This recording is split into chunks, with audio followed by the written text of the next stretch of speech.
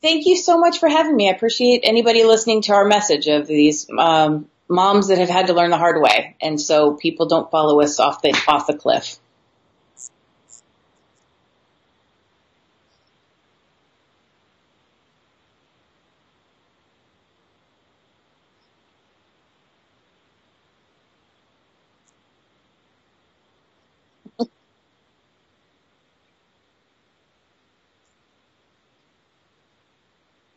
Well, like I said, we found out the hard way. I started off, I was a therapist. My vision of life is I wanted to have a little therapy practice and have a couple babies and nice little family. And, it was not I didn't never want to be a social media person, or this wasn't my ambition at all. This was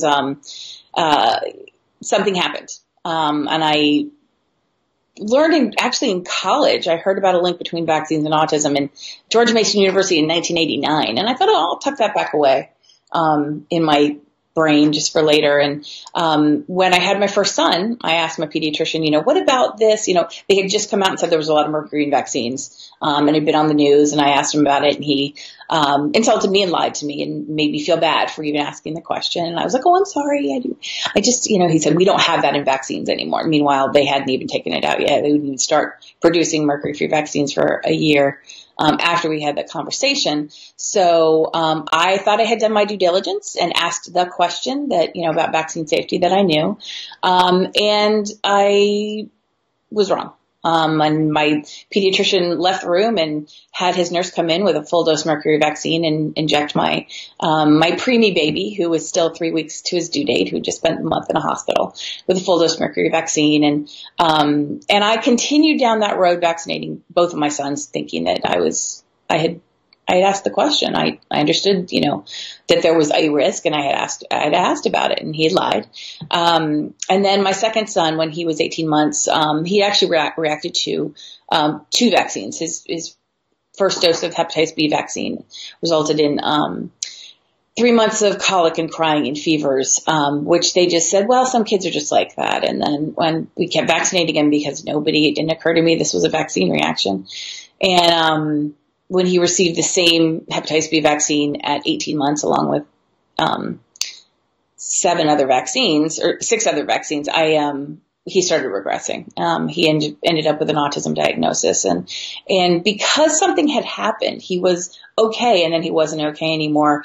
It didn't really, I thought he went in one direction. I can make him better, right? I mean, he didn't have this always. This was something that happened to him. So I started very quickly down a path of what will make him better. And I found a mom online within days who said, did your child have eczema? Has he ever had constipation or diarrhea? Has he ever, it started asking me all these questions about him that I was like, what, are you a witch? How do you know these things about my child? And she's like, well, this is what we see commonly, and she made some recommendations. She said, look into a gluten-free, casein-free diet, hold off any more vaccines until you know more. She handled it very tactfully and, recommended a couple books. And within, a week, I had put him on a gluten-free, casein-free diet. And within 48 hours, he was answering to his name for the first time since his regression, and he was looking me in the eye, and he was playing simple games, and he had his first normal bowel movements that he'd had in 2 years. He'd been constipated for 2 years, and when I told my pediatrician this, they were like, oh, some kids are just like that, and talked me out of my motherly instincts that was telling me, something's not right here, and I let them talk me out of it, and biggest regret to this day is that God had put something in my head. I knew something wasn't right, and I didn't listen to it because the experts told me different. So I very much, I've become somebody who very much advocates for maternal instinct. If you feel like something isn't right, you do not walk away from that until you have all your questions satisfied, because usually you're seeing something that you can't quite put together. But your brain is logical, and it's putting things together that you haven't put together yet. And that's called maternal instinct. And I didn't listen to mine. So, I kept going back to my pediatrician and saying, hey, he's awake now. I'm getting eye contact now. He's coming back to me since I put him on this diet. And my pediatrician, was like, well, I've heard it doesn't work. And I was like, no, but it works for him. So what should we do? What should we try? And he was like, well, I had other families who tried that and it didn't really work. And I'm like, no, like I felt like he didn't hear me. No, but it's working for him, like this individual child. So that means something. So where do we go from here? And about the third time in one conversation that I said, no, listen, he's getting better. I realized he couldn't hear me, like he couldn't go down this road. So within probably 3 phone conversations with him over the course of less than a month, I was like, mainstream medicine can't help me. They can't hear. They can't even have a rational conversation about what I'm seeing with my own son.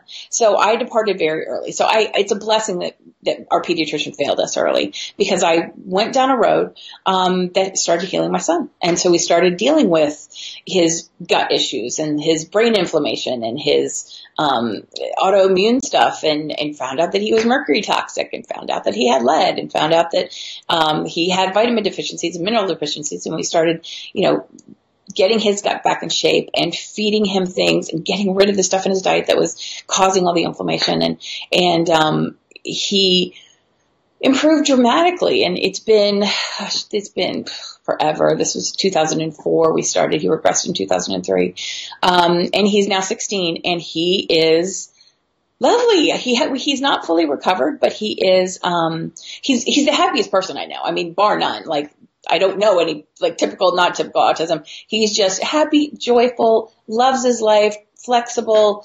He still has some speech issues, still has, autistic behaviors, but he had self-injurious behavior. That's all gone. He was wandering, and the police had to bring him back. And we had a lot of scary episodes where he continually put his life at risk because he just didn't see danger.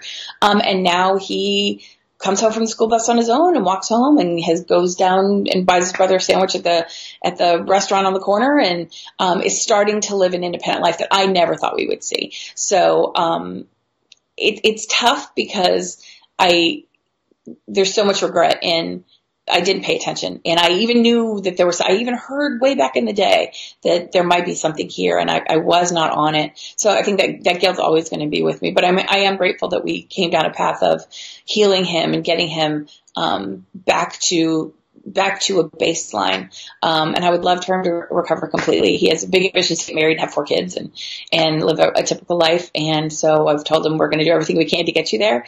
And we've had beautiful successes with him, but it's still a tough road, and it's very painful. Because you also feel like my son should have been the last one, right? I mean, in 2003, this horrible thing happened, and the industry should have figured it out. And so every day, every kid should be the last one, and they're not moving forward. So it's this constant struggle of, dealing with, parents who are just being lied to, walking into a doctor's office, somebody they should trust, and they are flat out lied to. They are lied to about the research and policy and what their rights are. And it's evil. I mean, these lies they're systematic, and they're falling apart pretty quickly because it gets harder and harder for them as people can read research on the internet. And it's not complicated research. I mean, this isn't rocket science. You can pull up and it's coming out fast and furious. I mean, even last week we have a new paper from Autism Speaks and NIH of all people and UC Davis saying, well, yes, the gastrointestinal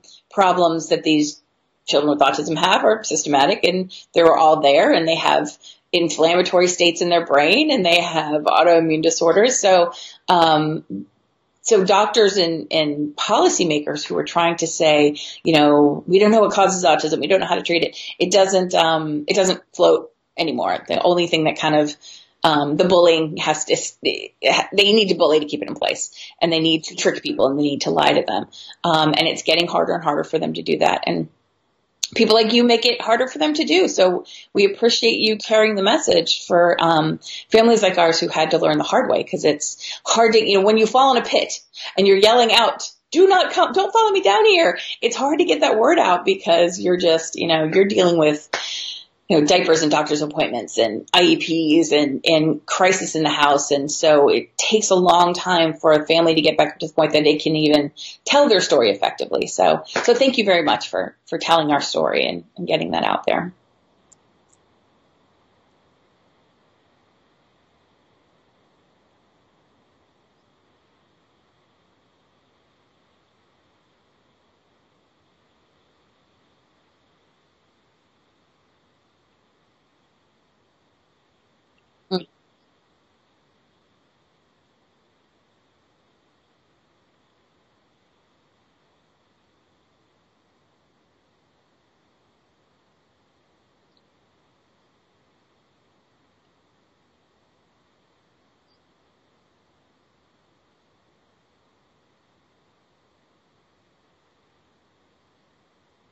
Mhm.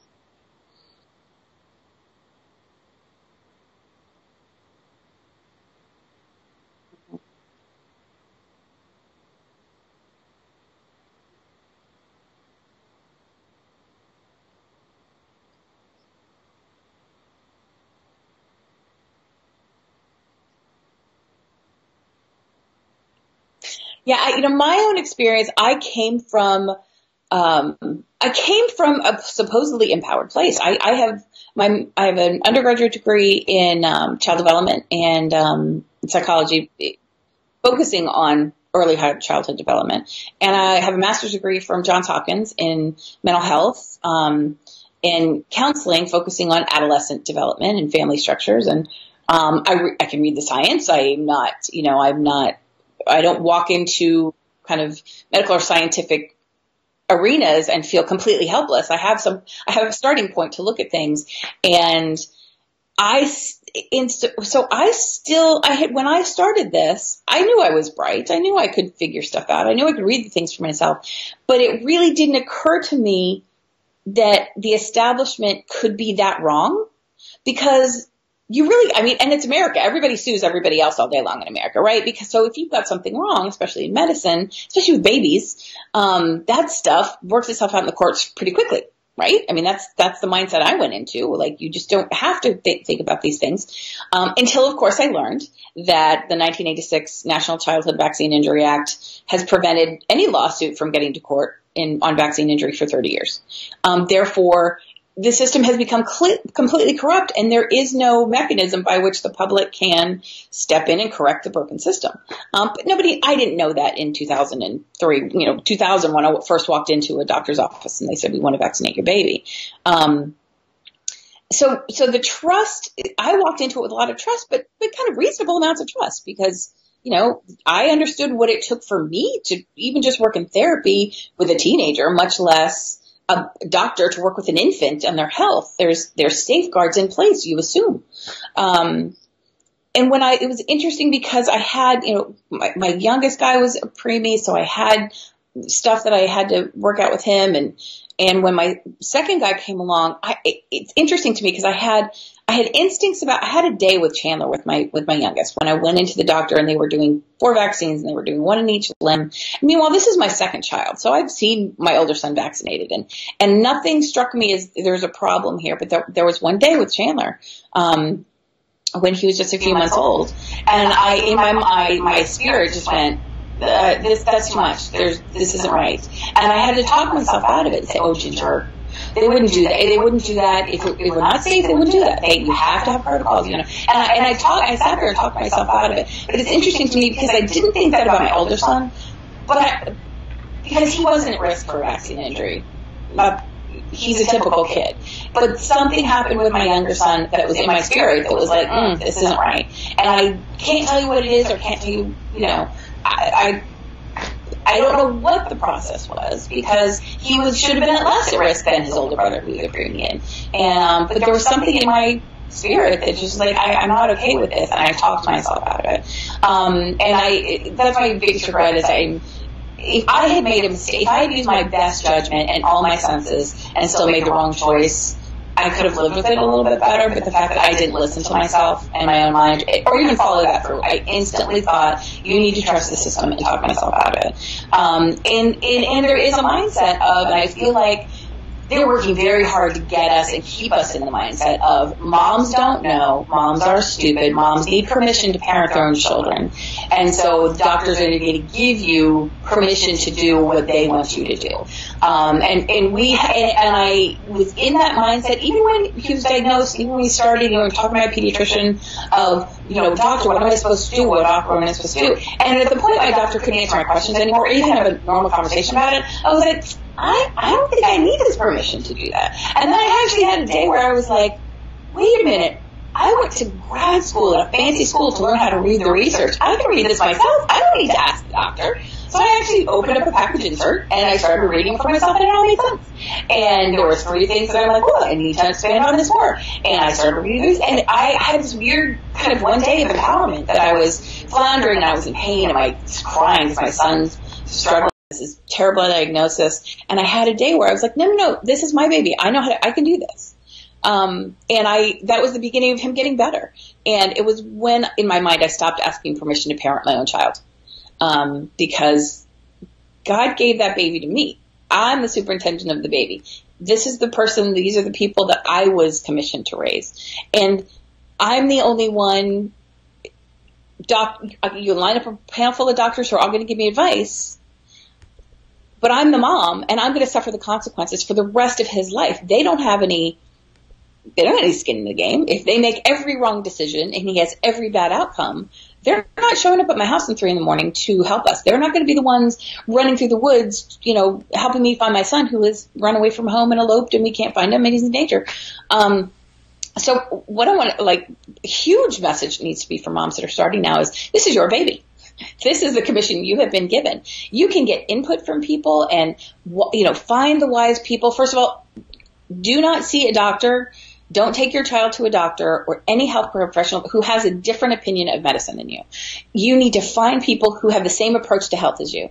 Because you're just going to make each other miserable. If you're going to an allopathic doctor who is all pills and surgery, and you want to talk about chiropractic, or you want to talk about food solutions first, you're going to frustrate him to death, and he's going to frustrate you to death because you're not on the same page. Find somebody who's on, and backwards. If you're somebody who's going to a doctor who's like, you need to exercise, I'm like, then you're just going to drive each other crazy. Find somebody who has the same outlook on health as you.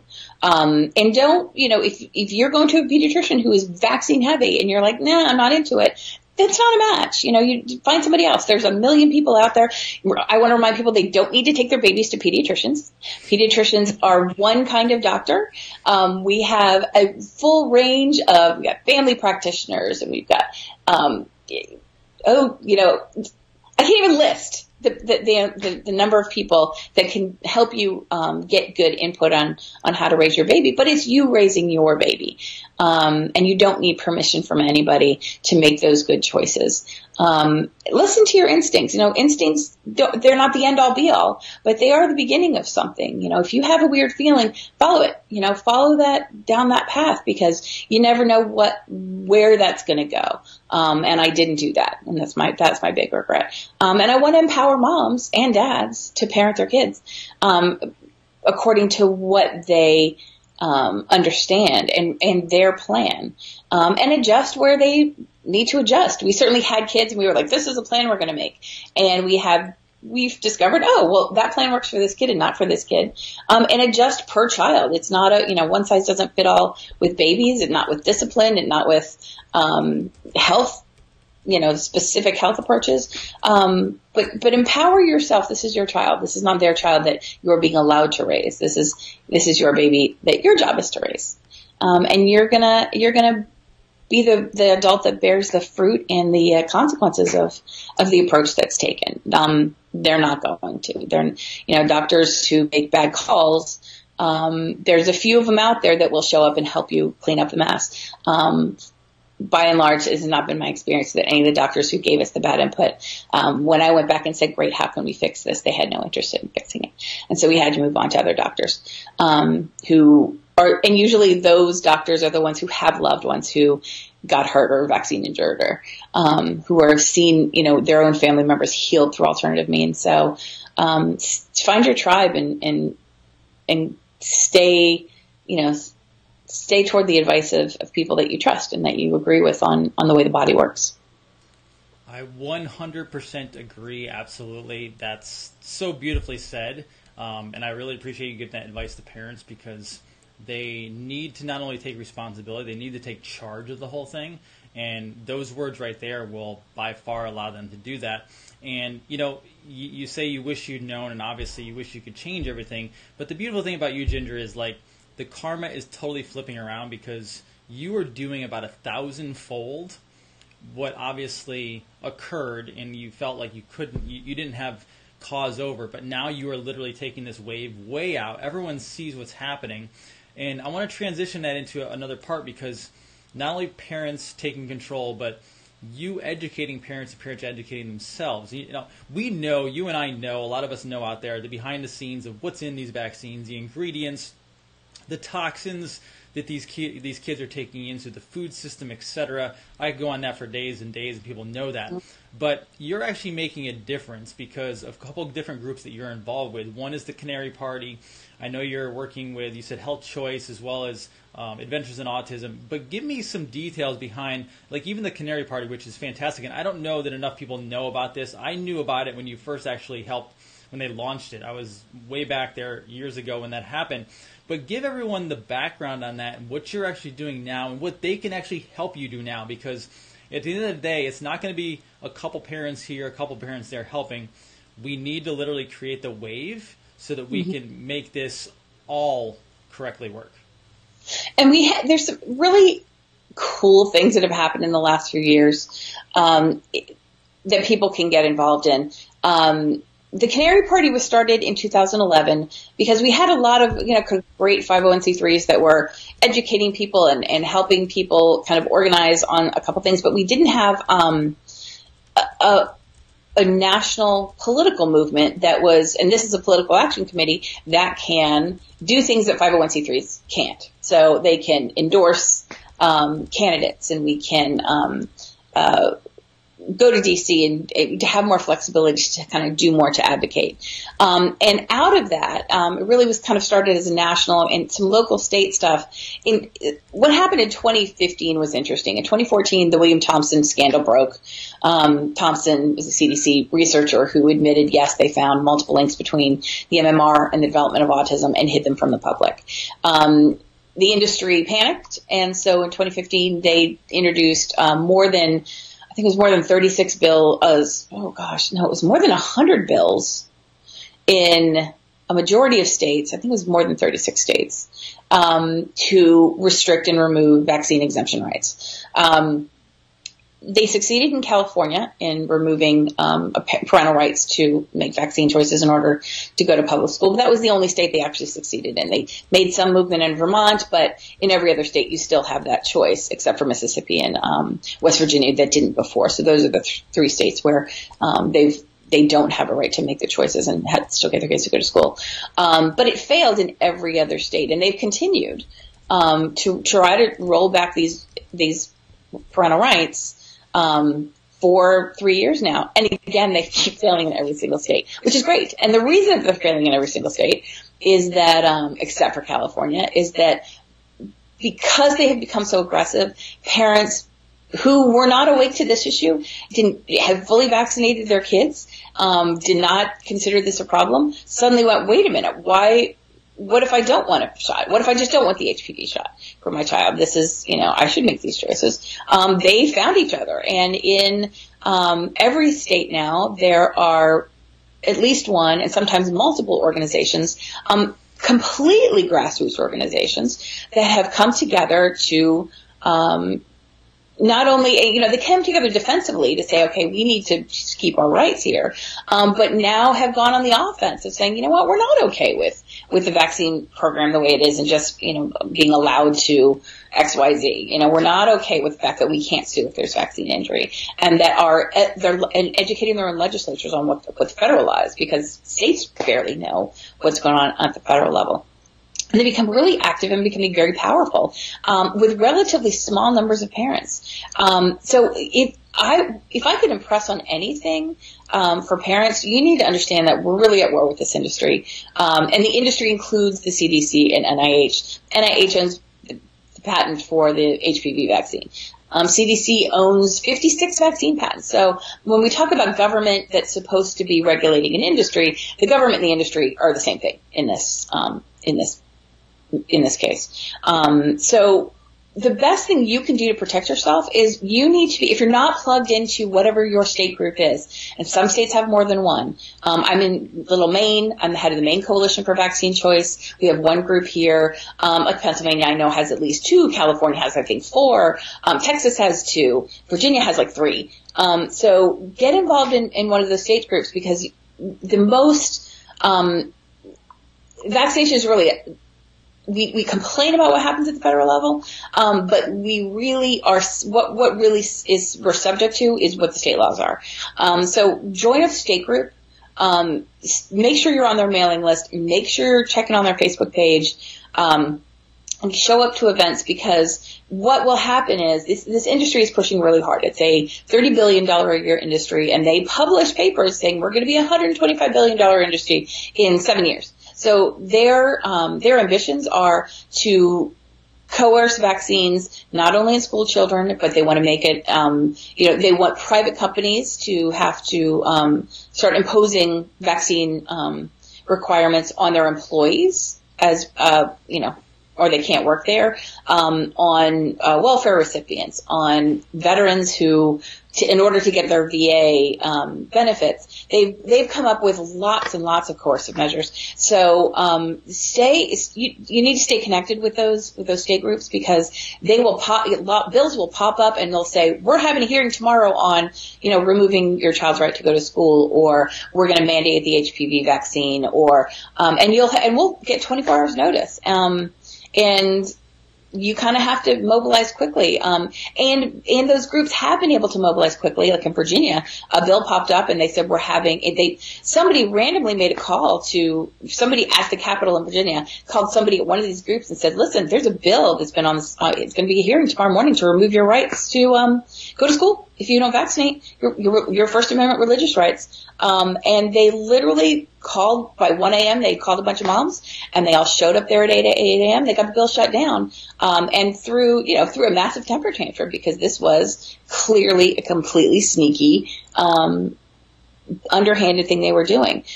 So get involved in your local groups. If you can't find your local group, your state group, get in touch with me. Gingerbread Adventures in Autism is my email. And I will get you connected with the right people for your state. And like I said, if you can't find one, I think Alaska is the only one that they have like one guy there. So I think I'll even get you in touch with him if you want, if you're in Alaska.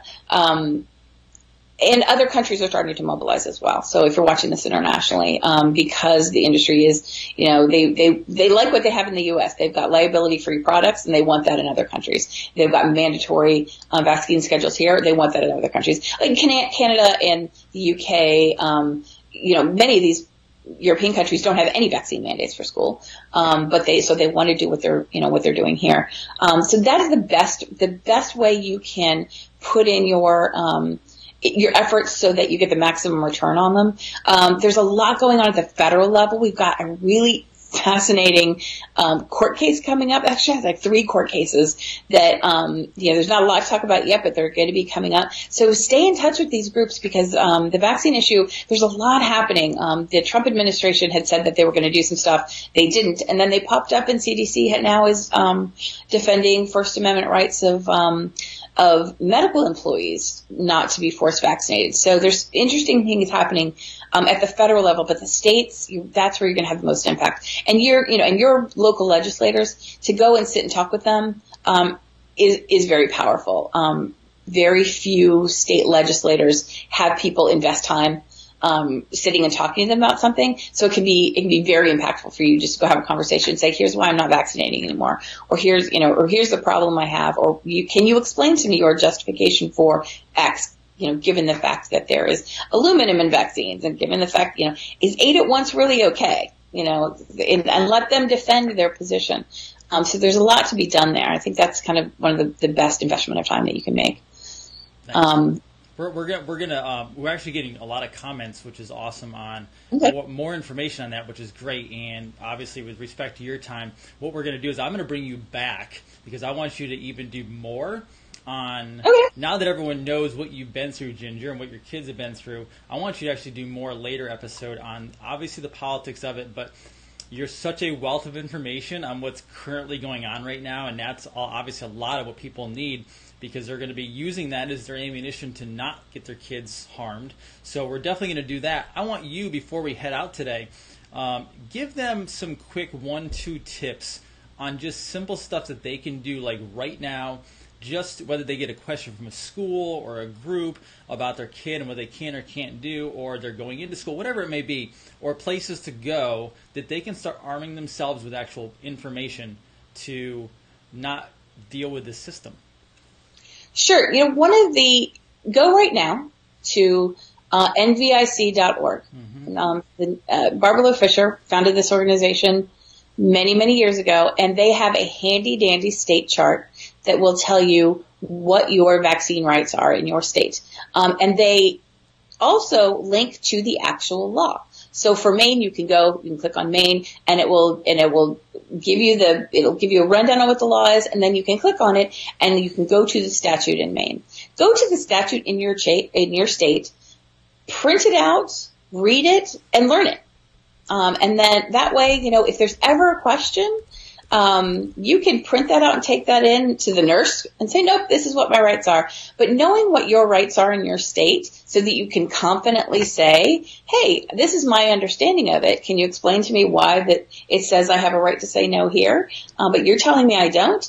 That usually is enough. Sometimes school nurses will get overzealous, and sometimes simply that is enough for them to back down because they assume people don't know what their rights are. So I think that's a kind of, if you want one homework assignment, go there and you can read exactly what your rights are in your state and what the state laws on exemptions are.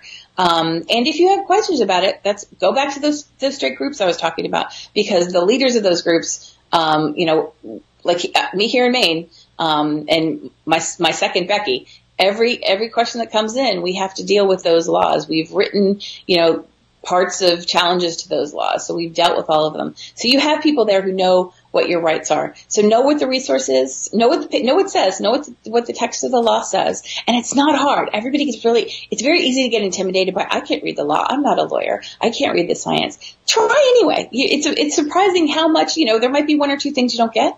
But once you start reading, go, oh, okay, this isn't rocket science. Okay, this is something I can understand. That will empower you some more. The other thing is there's, and I put this resource up for people, in 2007, long time ago, I was kind of getting frustrated with people saying, well, there's no research linking vaccines and autism. So I went to David Kirby because he'd written Evidence of Harm about the mercury link and autism. And I said, what do you answer this? And he said, well, here's 16 papers that I put together. So 16 abstracts. And I put it up on my blog, and I'm like, okay, I don't want to hear there's no link anymore because there's 16 papers. And I've been adding to it, it's become kind of this thing I've been known for is I've got this list of every time there's a new paper that comes out, I just add it to the list, and now it's up to 146 papers. There's actually 3 more I've been added. So there's 146 papers on that list that link vaccines and autism. And if you go to my Facebook site, it's the Politics of Vaccination. I have it linked at the top, so you can't miss it. And people will say, but there's no link. Well, here's the research that shows the link. And I've even described how, give them a little simple paragraph at the top that says, vaccines contain this and this can cause that. And here's the line. Here's the right reasoning. So that's a nice handy thing to have when people want to start arguing with you about vaccines are safe. Well, no, they're not safe. The third thing I would say is, if you have not gotten to know the Vaccine Injury Compensation Program's website, vaccine injury in this country, because you can't sue, it goes through a federal program, and they have a website for the Vaccine Injury Compensation Program, and it contains a table of vaccine injuries. And so it'll say, the MMR vaccine given can cause this bad outcome, and if that happens within 48 hours, it's automatically assumed to be a vaccine injury. So these are just the obvious ones. And read that table, get to know the table, have it linked on there. When somebody says they're safe, you just send, look, this is the federal government's basic table of injuries that it caused, and note how many times the word death appears on the table, so that you can. It is empowering to say, why don't argue with me? Go argue with the federal government. Don't argue with me. The research papers I have on that list. The first one is a CDC paper. You want to go argue with the head of safety for CDC for putting this out and saying that vaccines can cause autism if they have high mercury content. So the more you research, the more empowered you're going to feel. But those sources are really helpful, I think. In first of all, I'm just reading them and go, oh, I'm not crazy. Like there really is. This does say bad stuff. So I hope that's helpful. And NBIC, know what your rights are in your state.